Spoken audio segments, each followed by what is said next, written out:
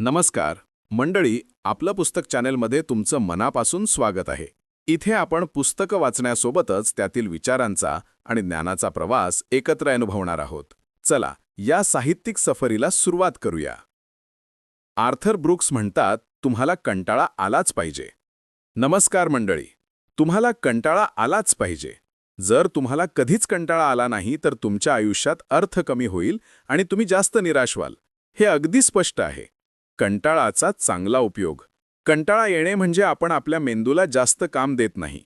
त्यामुळे आपला मेंदू एक वेगळा भाग, ज्याला डिफॉल्ट मोड नेटवर्क म्हणतात, तो सक्रिय होतो. हे ऐकायला मोठं वाटतं, पण खरं तर तसं नाही. जेव्हा तुमच्याकडे विचार करण्यासाठी काहीच नसतं, तेव्हा मेंदूमधील हा भाग चालू होतो. उदाहरणार्थ, तुम्ही सिग्नलवर उभे आहात आणि तुमच्याकडे फोन नाही, त्यावेळी हा भाग सक्रिय होतो. आपल्याला हा कंटाळा आवडत नाही. हार्वर्ड विद्यापीठातील माझे सहकारी डॅन गिल्बर्ट यांनी एक प्रयोग केला. त्यांनी काही लोकांना 15 मिनिटं एका खोलीत काहीही न करता बसायला सांगितलं. तिथे फक्त एक बटन होतं.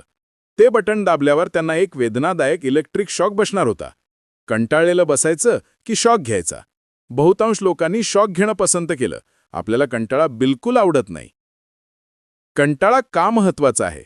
कंटाळा आपल्याला काही गोष्टींवर विचार करायला लावतो, ज्या आपल्याला कदाचित अस्वस्थ वाटू शकतात.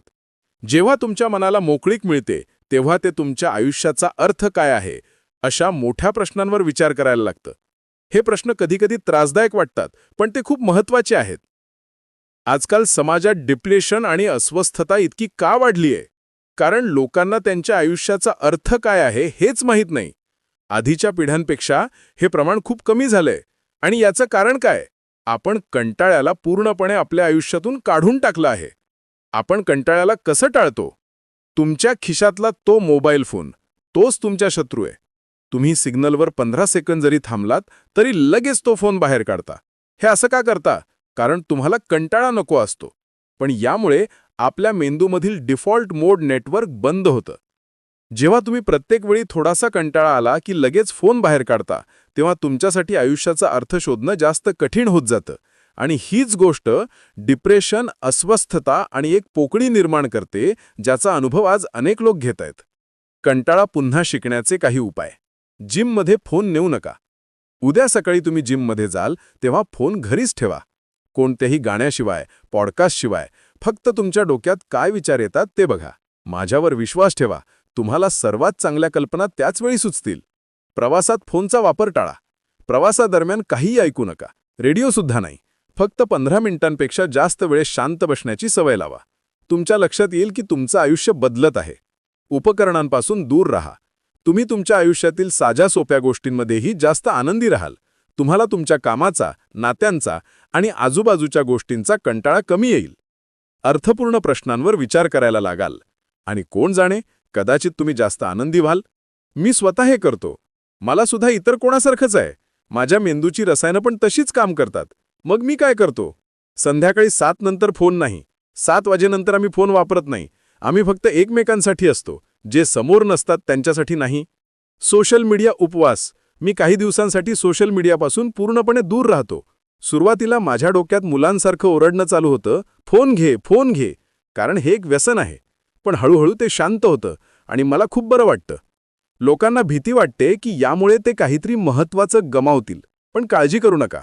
तुम्ही फक्त तुमच्या फोनची सेटिंग काही महत्त्वाच्या लोकांसाठी बदलू शकता, जेणेकरून फक्त त्यांच्याच कॉलची रिंग वाजेल. पण इमर्जन्सीचा बहाणा करू नका. ट्विटरवर काय चाललंय हे पाहणं इमर्जन्सी नाही. बातमी थांबू शकते. आपल्या आजोबांना वॉशिंग्टनमध्ये प्रत्येक सेकंदाला काय चाललंय हे माहीत नव्हतं. आपण या गोष्टींमुळे स्वतःलाच संपवत आहोत. मी माझ्या मुलांना पण हेच सांगतो, तुमचे फोन खाली ठेवा. तुम्हाला तुमच्या आयुष्यात जास्त अर्थ शोधण्याची गरज आहे. प्रमुख मुद्दे. समरी. कंटाळ्याचं महत्त्व. कंटाळा येणं ही एक चांगली गोष्ट आहे. जेव्हा आपण कंटाळतो तेव्हा आपल्या मेंदूचा डिफॉल्ट मोड नेटवर्क नावाचा भाग सक्रिय होतो. आत्मपरीक्षणाचं साधन. हा भाग आपल्याला आपल्या आयुष्याच्या मोठ्या आणि अर्थपूर्ण प्रश्नांवर विचार करायला लावतो. डिप्रेशन आणि फोन. आपण मोबाईल फोनच्या सततच्या वापरामुळे कंटाळ्याला टाळत आहोत, ज्यामुळे आपल्याला आयुष्याचा अर्थ सापडत नाही. त्यामुळे समाजात डिप्रेशन आणि अस्वस्थता वाढत आहे. कंटाळ्याची सवय लावा. मोबाईल फोनशिवाय जिममध्ये जाणे, प्रवासात फोनचा वापर टाळणे आणि जेवताना फोन बंद ठेवणे अशा सवयी लावून कंटाळा सहन करायला शिका. उपचारात्मक उपाय. आर्थर ब्रुक्स स्वतः या सवयी पाळतात. संध्याकाळी 7 नंतर फोन वापरत नाहीत, जेवताना फोन बंद ठेवतात आणि नियमितपणे सोशल मीडियापासून दूर राहतात. FOMO म्हणजे गमावण्याची भीती सोडा. कोणत्याही महत्त्वाची गोष्ट गमावण्याची भीती बाळगू नका.